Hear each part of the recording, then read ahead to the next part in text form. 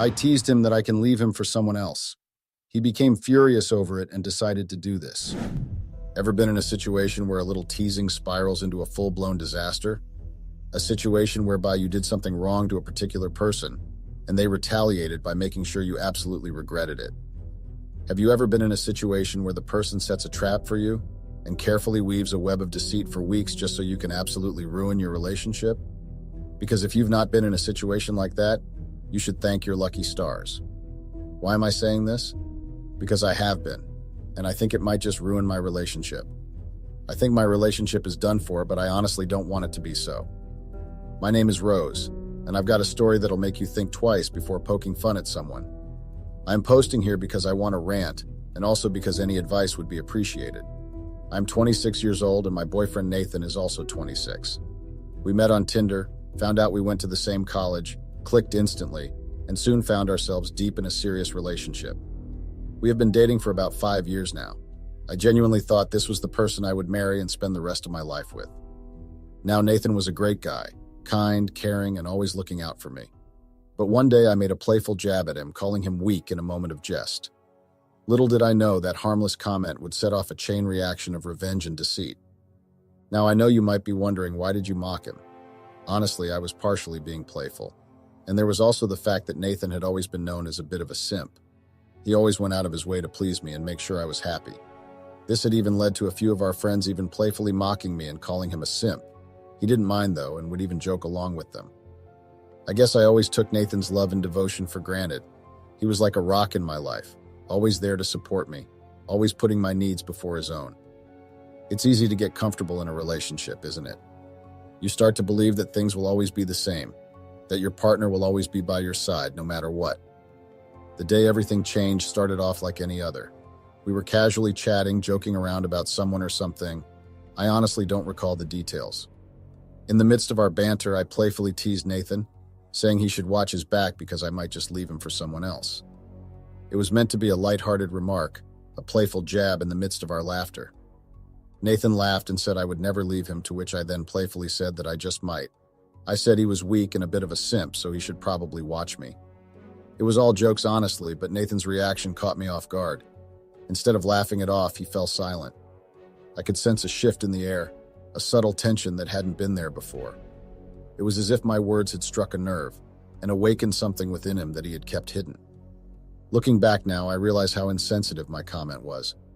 Nathan had always gone above and beyond to make me happy, to show me love in ways both big and small. Calling him weak and a simp in that moment was like dismissing everything he had ever done for me. It was a wake-up call, not just for him, but for me too.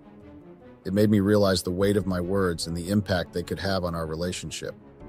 But little did I know this innocent banter would set off a series of events that would change things between us. After my playful banter with Nathan, things between us started feeling off. I noticed Nathan wasn't as protective as before, which was a big change because he used to always have my back, sometimes to the point of being overbearing. He'd ask about my day, check if I got home safe from work when he wasn't home, and just generally be attentive. But after that conversation, it was like a switch flipped. He stopped checking in as often, texts became fewer, and calls were more sporadic. It felt like he had withdrawn, leaving this gap between us. I tried to write it off as work stress or something temporary, but deep down I knew it was more than that.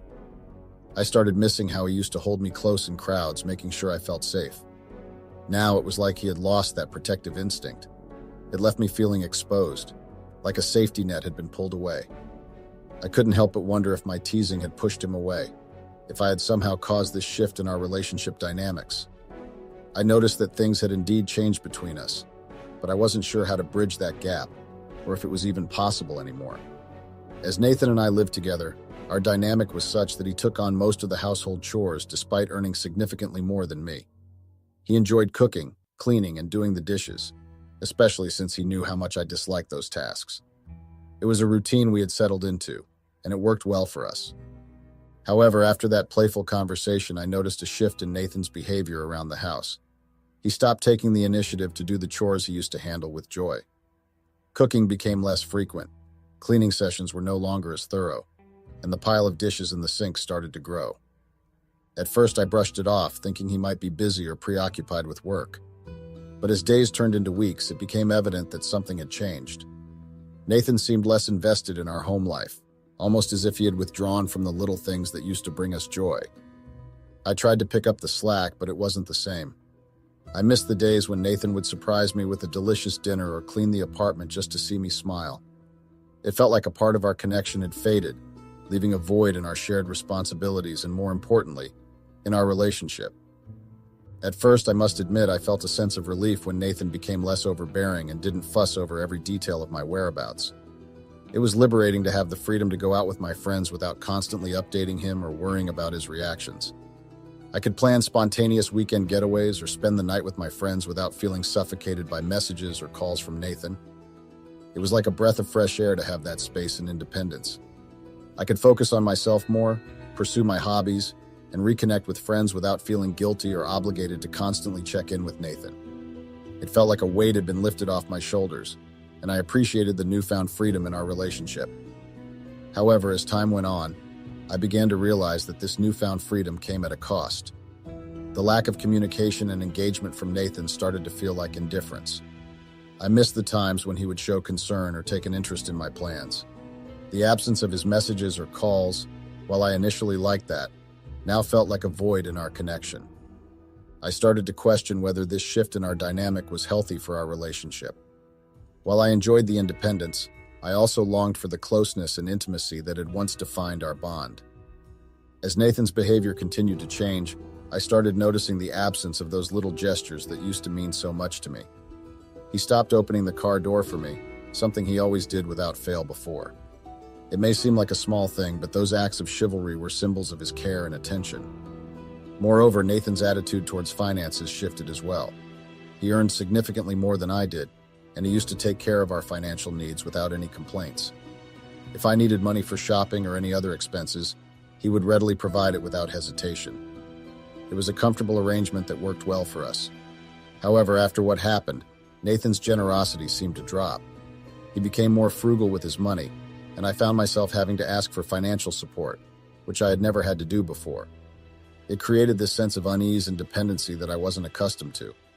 I felt like I had lost not just his emotional support, but also the financial security that his income provided. The lack of these small but meaningful gestures and financial support added to the growing distance between us. Well, as the distance between Nathan and me grew, I found myself seeking validation and attention elsewhere. It started innocently enough, just casual conversations and harmless flirting with people I met in social settings or online. These interactions provided a temporary distraction from the emptiness I felt in my relationship with Nathan. Then as time went on, I noticed that I was seeking these interactions more frequently. The attention and compliments I received from others filled a void that was growing deeper within me. It was as if I craved that sense of being desired and appreciated, something that seemed to be missing in my relationship with Nathan. And I know you might be thinking, why didn't you just try to talk to Nathan? Well, when I tried to talk to Nathan about what I was feeling, he brushed off my concerns, and he would even gaslight me into thinking I was overthinking or projecting my insecurities onto our relationship. He would invalidate my feelings, make me doubt myself, and even question whether I was being irrational. This only made things worse. I felt unheard and misunderstood, and it pushed me further towards seeking validation outside of my relationship.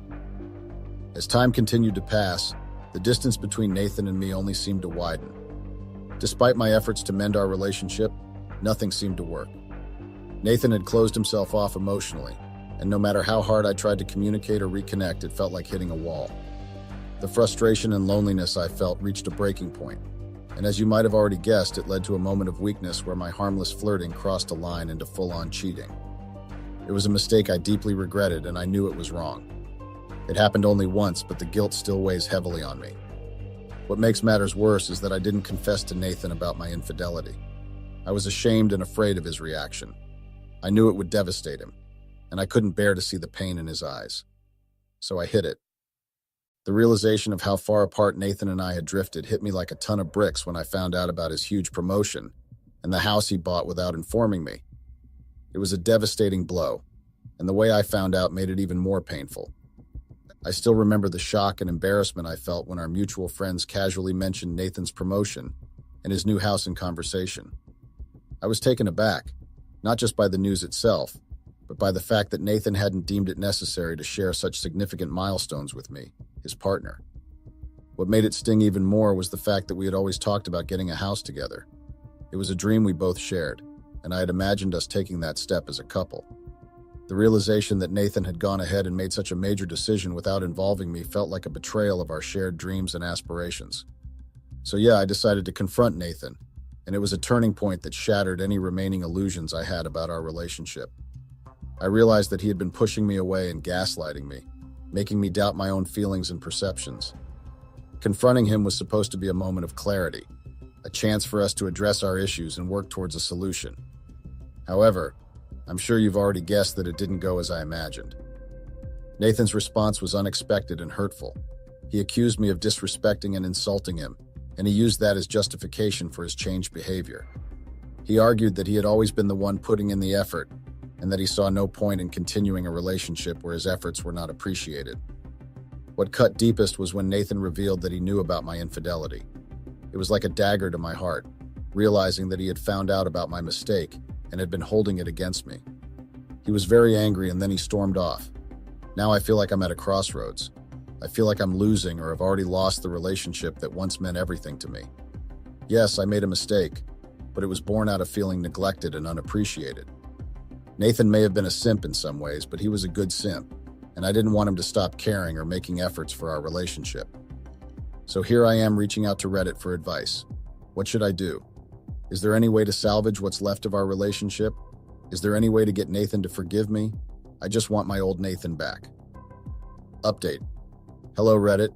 It's been a while since my first post, and I've received a lot of requests for an update, so here I am. I want to address some of the comments and DMs I received after my previous post. Firstly, I want to acknowledge the hateful comments and DMs I received. They were hurtful, and I understand that my actions have consequences. A lot of people said I was trying to narrate the story in a way that painted Nathan as the villain, but no, I'm not trying to paint Nathan as the villain or absolve myself of responsibility. I know that I made a mistake, and I take full accountability for it. Many of you suggested couples therapy and individual therapy, and I appreciate those suggestions. It's something I've been considering, as I realize the need to work on myself and our relationship. Regarding financial dependence, I agree that it was not wise of me to rely entirely on Nathan. I work in a field that honestly doesn't pay well, and Nathan, being more financially stable, took on more responsibilities. It became a pattern, and I got accustomed to it. However, I should have been more responsible and independent financially. Nathan had just always been more financially smart, and with him being the man in the relationship, I just left things up to him. Some comments mentioned that cheating is a deal breaker, and while I understand that perspective, every relationship is unique. Cheating was a mistake on my part, and I regret it deeply. However, I believe in forgiveness and second chances, especially if there's genuine love and commitment. I believe Nathan will forgive me. We've been together for a very long time. He knows that me cheating was a mistake, and I know he will get over it. Ultimately, I'm here seeking advice and guidance. I want to know if there's a way to rebuild trust and salvage what's left of our relationship. I'm aware that Nathan may not forgive me easily, but I'm willing to do whatever it takes to make amends and work towards a better future together. It's crazy how some folks on social media jump to conclusions about me just from a few posts. They're calling me a narcissist, unfeeling, and entitled without really knowing me or my story. They act like they've got it all figured out, saying I'll see things differently when Nathan leaves me. But relationships are way more complicated than that. You can't judge someone's life from a few online updates on posts. I have texted Nathan and he says he is on his way home. We are probably going to talk and I will update on that. Update. Hey Reddit, it's me again. I feel it's important to keep you updated, so here's the latest. Nathan returned home and we had a much-needed conversation. I suggested couples therapy as a way to work through our issues, but Nathan was leaning towards breaking up.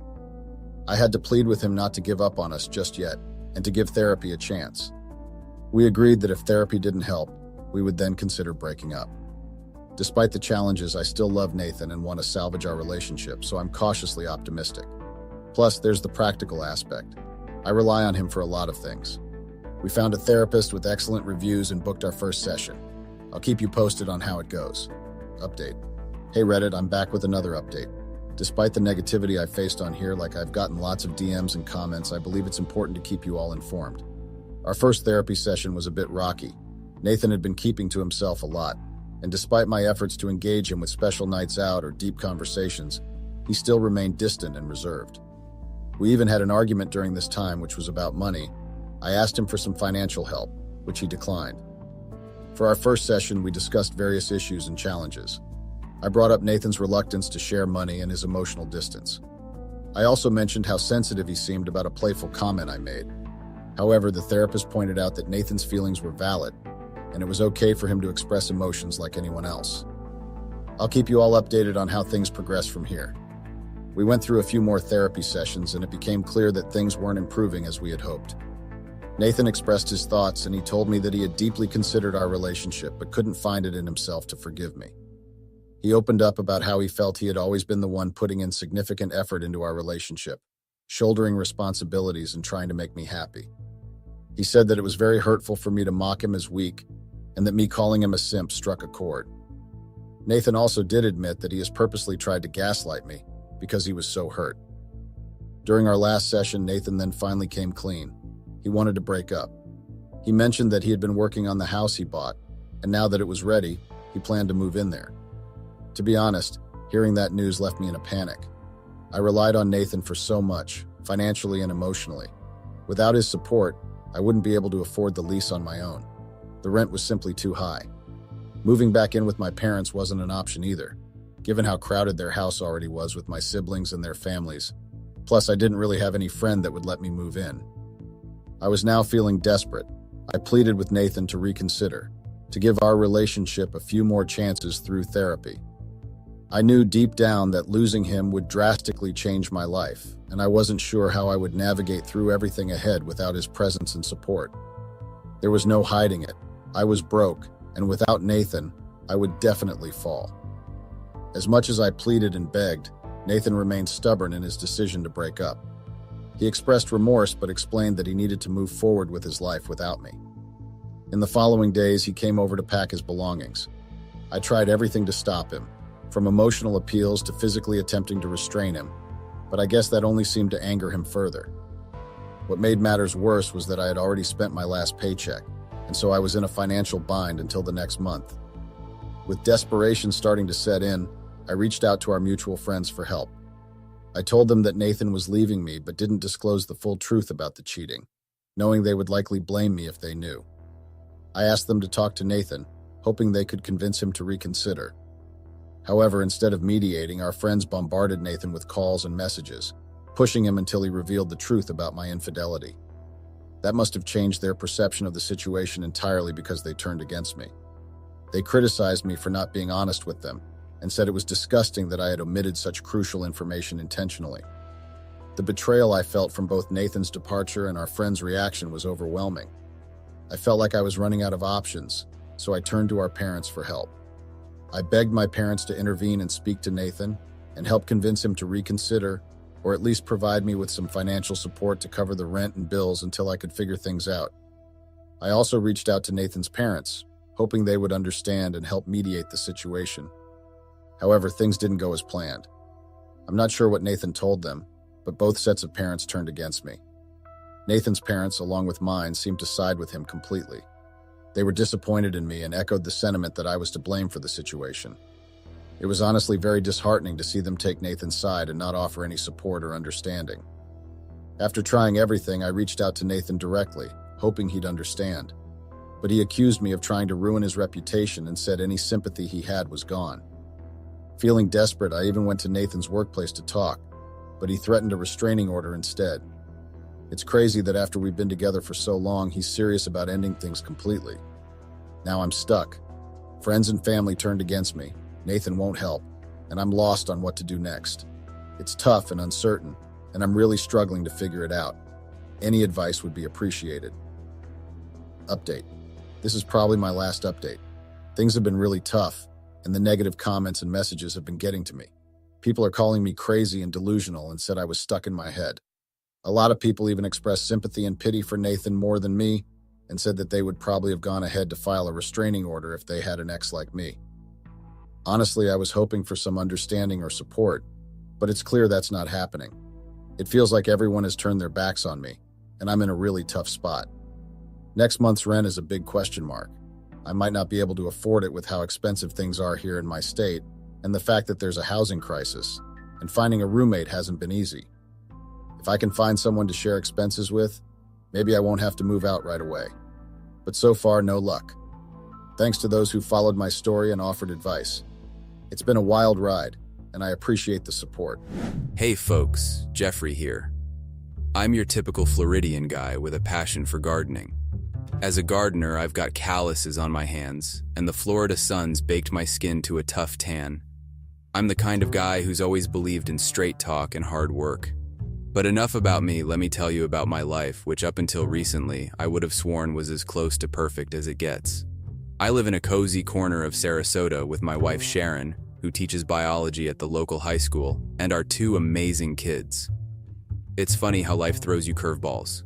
You think you've got the measure of things, then bam, the game changes. It started with Sharon. She's always been as reliable as a Swiss watch. Lately, though, she's been off. Missing dinner because of unexpected meetings, her phone buzzing more than a beehive at odd hours of the night. And then there's Mike, good old Mike, her colleague from the science department, who's apparently developed a sudden interest in our garden's health. When I'm not around, of course. Now, I'm not the suspicious type, but even I know that when your kids start talking about mommy's friend who makes her laugh a lot, you don't need to be Sherlock to smell something's fishy. The kids, bless their hearts, are as subtle as a hurricane. They'd mentioned, in between their stories of school and cartoons, how Mike was really funny and mommy liked to bake him cookies. Just for him. A cookie or two, I can understand. But when your son asks why Mike visits so often when daddy's at work, well, that gets the old noggin firing up, doesn't it? Stay tuned, my friends. I got a feeling this rabbit hole goes deeper, and I'm just about to peek in. Hey everyone.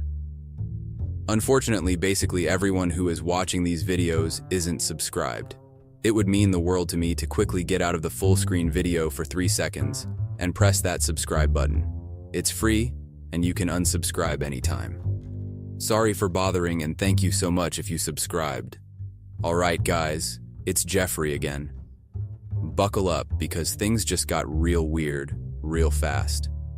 Picture this, I'm there on the living room floor, Xbox controllers in hand, diving into a gaming session with the kiddos. It's our thing, you know, just a dad and his kids, bonding over pixelated adventures. We're laughing, trash-talking, just having a good old time. Then, out of nowhere, while we're navigating through some fantasy world, my daughter, the sweet little 9-year-old she is, drops a bombshell. Daddy, why does Mike go to mommy's bedroom when you're trimming Mrs. Henderson's overgrown hedges? My son, the ever-observant 11-year-old, chimes in, yeah, they were playing a game too, but it looked weird. I'm telling you, my heart didn't just drop, it did a nosedive right through the floor. At first, I laugh it off. Kids say the darndest things, right? But the look in their eyes, that innocent questioning stare, kids don't lie about stuff like this. They don't even know they should. So there I am, a grown man, feeling like I've just taken a shovel to the gut. I'm furious, confused, and feeling a kind of hurt that's a stranger to me. I'm not the kind to show my kids anything but smiles and strength, so I muster up the calmest voice I can and tell them, let's put a pin in this game for now, champ and sweetheart. Daddy needs to step out for a bit. I head to my local cafe because, frankly, I'm one wrong thought away from losing it. The cafe boss, a burly guy with a heart of gold who's known me since high school, sees my face and motions me over without a word. We sit, and I spill everything, every last detail while he listens, brewing me the strongest cup of joe I've ever had. He doesn't say much, just gives me that solid, knowing nod. Jeff, you know what you gotta do, right? He says. And I nod because, yeah, I do know. But man, nothing prepares you for this kind of storm. Not in a million years. Stay tuned, folks. This story's far from over. First things first, I start paying a little more attention to the details. You know, the ones that slip by when life's rolling along as usual. Like how Sharon's always got her phone on her, like it's some kind of top secret device. And her computer, password protected out of nowhere. Then, there are the receipts. little slips of paper, whispering stories of dinners for two when she said she was dining with the ladies from school. One night when Sharon's out at one of her meetings, I decide to play it cool and give her a call. "Hey, hon, just wondering when you'll be home?" I ask, voice casual. The pause before she answers, telltale. "Oh, running late. Lots of papers to grade," she says, but I can hear it, the faintest sound of clinking glasses in the background. The rage is there, yeah, but it's wrapped tight in a cocoon of sorrow. It's a heavy, dragging thing that follows me around, whispering doubts and anger in my ear. Every time I look at Sharon, I see lies. When she smiles at me, I see deception. It's the gaslighting that really gets to me, though. Like when I mention Mike's frequent visits and she laughs, saying I'm imagining things, that they're just friends. Or when I find a man's watch under our bed, one I've never seen before, and she tells me it's an early birthday present for me. I wasn't born yesterday, Sharon. So there I am, collecting these shreds of betrayal, feeling like I'm in one of those crime shows. Except, this isn't TV, and there's no script to follow. Just a guy who thought he had it all, realizing he might be about to lose everything. So I waited for Sharon to come home, her heels clicking against the tile like a timer counting down. When she saw the look on my face, that smile slipped right off. I didn't waste any time, didn't play any games. I laid it all out. Every receipt, every whisper of a rumor, every damn timestamp that didn't add up. And that watch, that shiny symbol of betrayal I found under our bed. The room felt like it was vibrating with my rage. I stood there, a man betrayed, a man whose trust had been shattered like a glass thrown against a wall. "Sharon," I said, my voice like gravel, "don't even try to deny it." And you know what? She didn't. The floodgates opened, and out it all poured. The lies turned to confessions. The secrets turned to admissions. Mike this, Mike that. She was crying, but the tears didn't move me, not anymore. I told her, "You're going to tell me where he lives." My voice was steel, my resolve absolute. I was ready to tear this guy apart with my bare hands. And she saw it, the fury in my eyes, the set of my jaw. She knew I wasn't a man to be tested. She spilled the details, voice trembling. She begged me not to go, pleaded with me that it was over, that it was a mistake. But a mistake made one too many times stops being a mistake and becomes a choice. So there I was, with the truth burning a hole in my pocket and revenge singing like a siren in my ears. This was it, the moment of truth, and I had a decision to make. Okay guys, it's Jeffrey again. You know when you're about to get into a big fight and your heart's pumping so hard you can hear it? That was me, waiting for Sharon to get home. My head was spinning with all the stuff I'd found out, and I was ready to let it all out. She walked in, all smiles, but that smile dropped when she saw my face. I didn't waste any time. "We gotta talk," I said, and slapped the phone records on the table. I'd circled all the calls to Mike's number in red so she could see them clear as day. For a second, it was super quiet. Then she looked at me, and I could tell she knew the game was up. "Jeffrey, I can explain," she started, but I wasn't about to sit through another round of lies. "Cut the crap, Sharon," I snapped. "The kids have been talking, you know. They've seen you and Mike, so just spill it." The next part was like watching a dam break in slow motion. She started crying, saying it was all a big mistake, that she didn't mean to hurt me. I felt like laughing. A mistake? No, what she did was way more than that. I was so mad I could barely see straight. I thought about this guy, Mike, laughing behind my back, thinking he could mess with my life. "Where does he live?" I demanded. I wanted to see the fear on his face when he realized I knew.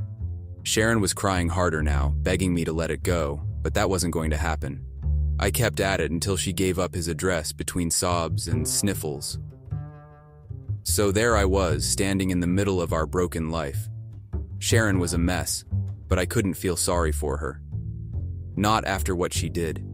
Everything we had was turned upside down because she couldn't be honest.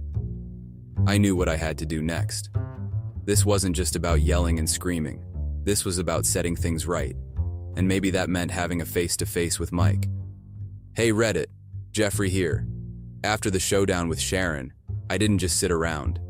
I had plans, and I was going to make sure everyone knew the kind of person Sharon really was. First off, I made a few calls. One to her school principal, a buddy of mine, to give him a heads up about the kind of morals his biology teacher had. Then, I had chats with a couple of Sharon's friends. Just dropped some hints about the rumors going around. Didn't take long for the news to spread like wildfire.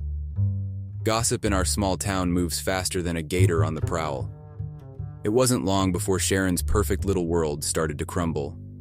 Her friends, they turned their backs on her one by one. Her job?